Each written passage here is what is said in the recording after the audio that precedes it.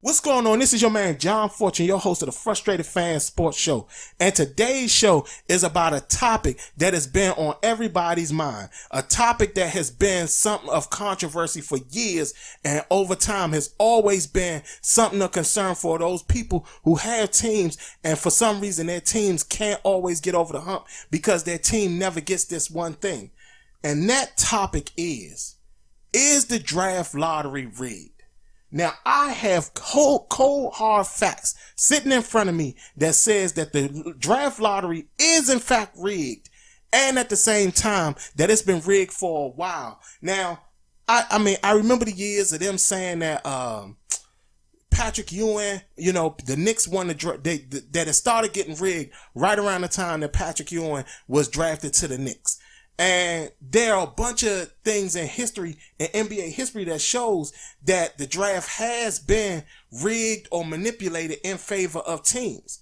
So what I'm going to do is I'm going to go down the draft I'm just going to do 2010 to 2019 because I didn't want to sit up there and make this recording super long. I didn't want this show to be like real long. So I'm just going to go down the drafts of 2010 all the way to 2019, all the way to right now. And what happened to make these teams that got the number one overall pick, all the stuff that happened within that time frame to prove that the NBA draft is in fact rigged. Now, starting off with number one, 2010, John Wall is the Washington Wizards number one. The Washington Wizards win the number one overall pick, and they get John Wall. Now, prior to that, the only other time the Washington Wizards got the number one overall selection was when Michael Jordan became the president and part owner of the Washington Wizards.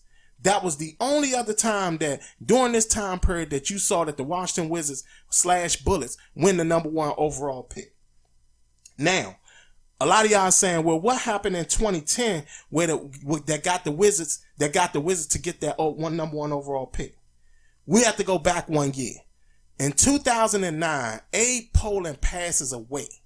His ownership right in the Wizards then passed on to his wife. Now, right around that time, Ted Leonsis is negotiating with the league on getting the ownership stake, on getting the whole majority ownership stake for the Washington Wizards and everything like that. Then all of a sudden, the NBA issues the pick to the Washington Wizards. Right after the Washington Wizards get the pick, they draft John Wall. In June, they announced that Ted Leonsis is in fact the new majority owner of the Washington Wizards. So that happens right in 2010. So that's why the Washington Wizards got the number one overall pick in 2010, because Ted Leonsis was now he was now a majority owner now within the league. 2011, the Cleveland Cavaliers get the number one overall pick. They draft Kyrie Irving.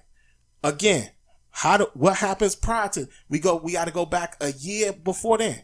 In 2010, LeBron James makes the decision. The decision is what set up there and changed the course of the Cleveland Cavaliers. The draft happened, I think the 2010 draft had already happened. LeBron James makes his announcement in, I think, around July, because I remember it was announced that Ted was the majority owner, and then in that, I think it was right the month after, LeBron James made the announcement that he was going to Miami. They had to immediately sit up there and give Cleveland that number one overall pick because they needed a new superstar to replace the superstar that was leaving town. And not only did he leave town, the attendance even ended up leaving as well, because I think their first year without LeBron James, they won like only 18 games or something like that. So that's what got the Cleveland Cavaliers the number one overall pick, was the LeBron James decision to go play in Miami. In 2012, The New Orleans Hornets at the time, they win the draft lottery. Now, again, you might say, well, what happened then? This is what happened. In 2010, the NBA had to buy the New Orleans Hornets from their former owner. I think his name was George Shin. And because they had to buy that team from them, they were looking to, the NBA was always looking to find buyers for the team. Right about that time, Chris Paul is announcing he wants to be traded and he wants to get out of New Orleans. Now, at some point, there was a 3-team trade. I think it was the New Orleans Hornets, the Los Angeles Lakers, and I think it was the Houston Rockets had all had a trade in place where Chris Paul was going to go move to LA. A lot of people tend to forget about this, but David Stern nixed that trade because he had to find an owner to buy this team from the NBA, and at the same time they needed star power to be there for that team. Chris Paul had made the announcement that he was not going to play for New Orleans ever again. And he was just going to end up sitting out if he was not traded. So then all of a sudden, guess what happened? Tom Benson comes in and it's announced that Tom Benson has bought the team from the NBA in 2012. I think he bought the team right before the NBA draft. The next thing you know, the New Orleans Hornets were rewarded the #1 overall pick, and they picked Anthony Davis. In 2013 and 2014, the Cleveland Cavaliers got the #1 pick in both drafts. Now, the reason that happened was, again, attendance at that point had fallen to staggering lows. Like, I think they were getting almost maybe about 15,000 people per game at the stadiums and stuff like that.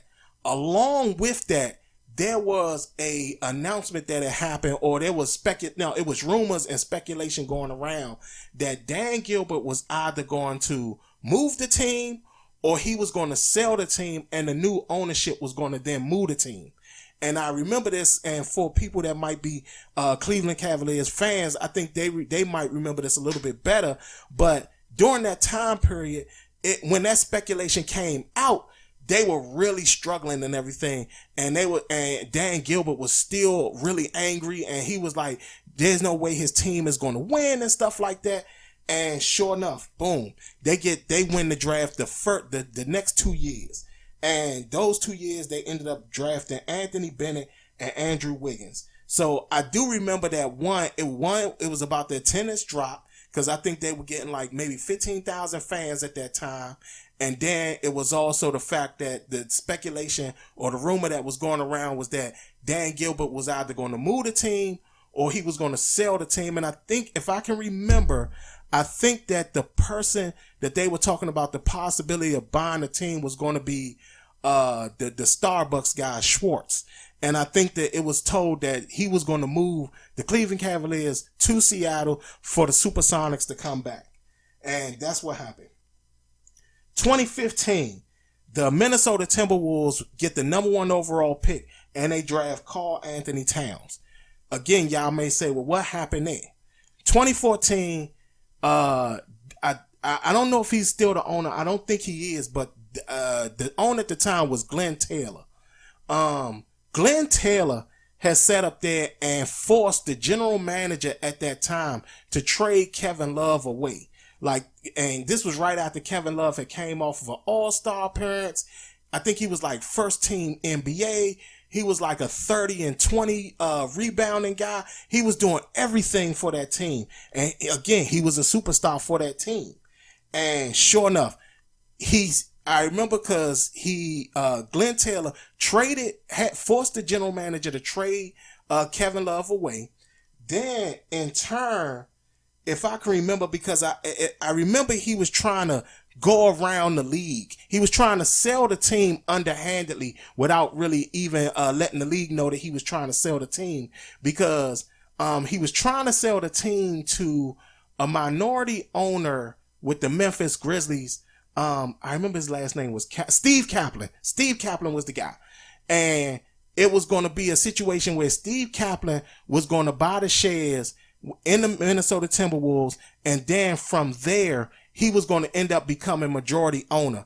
And then somehow, some way, the deal fell apart and whatever, and he ended up selling his shares to I think a Chinese minority owner or something like that.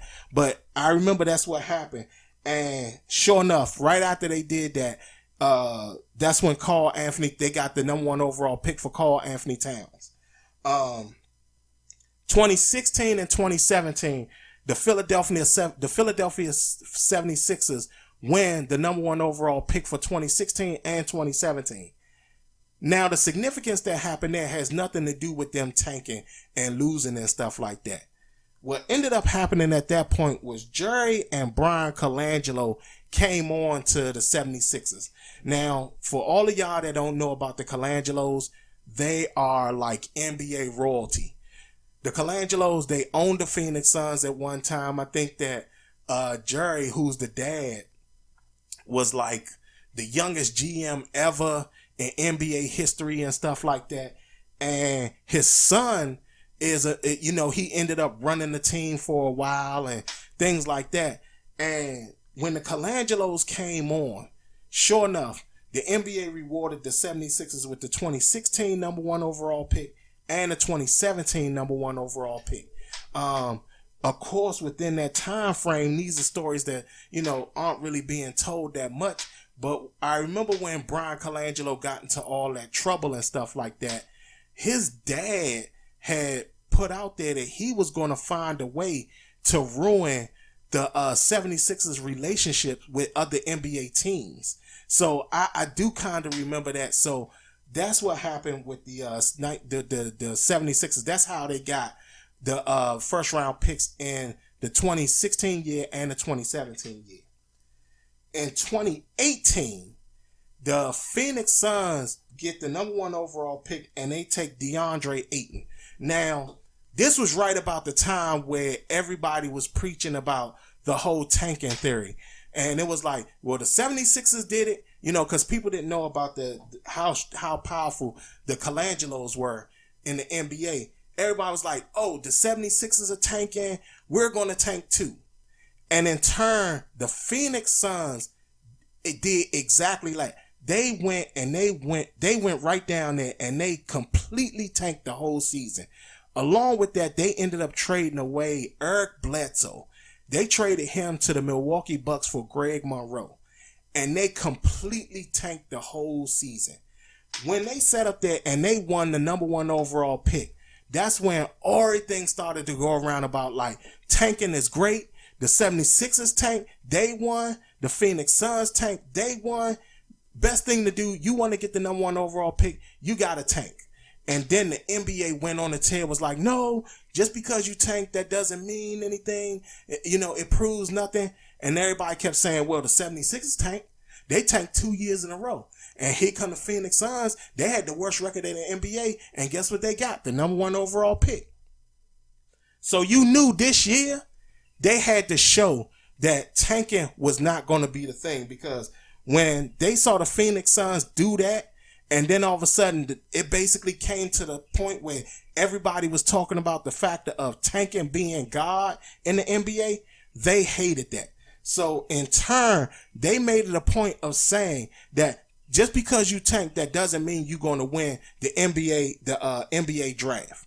So this year,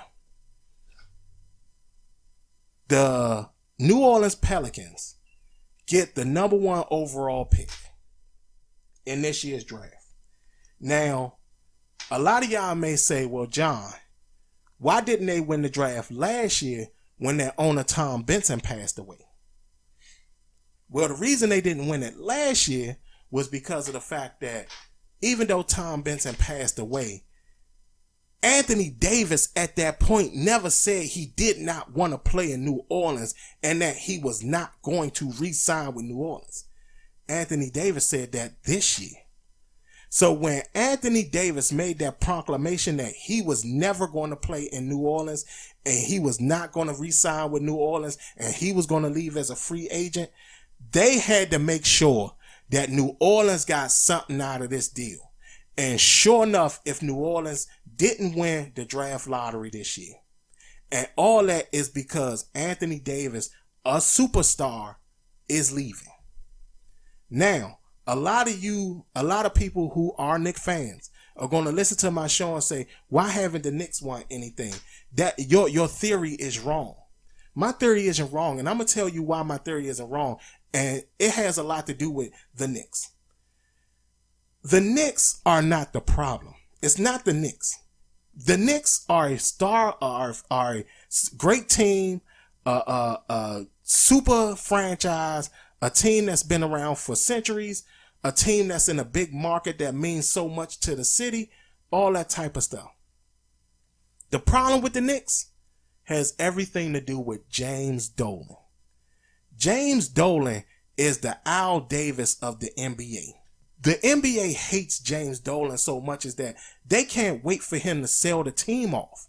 And because he hasn't done anything to sell the team other than basically make his proclamation that I'm never going to sell the team, I'm never going to sell the Knicks, the NBA is doing everything they can to force a way to get him to sell this team because they want him out of the NBA. Now, again, like I said, I know a lot of y'all may say, oh man, John, these have been controversies. This is conspiracy theory, all this type of stuff. I've given you cold, hard facts on who won the NBA drafts and how they won and what happened during that time period. Now, again, y'all can sit up here and tell me what y'all want to say. But from right now, I'm looking at it from this standpoint. For everything that I listed from 2010 all the way to 2019, there's a clear indication that the NBA draft is in fact rigged. This is your man, John Fortune, and I'm your host of the Frustrated Fan Sports Show.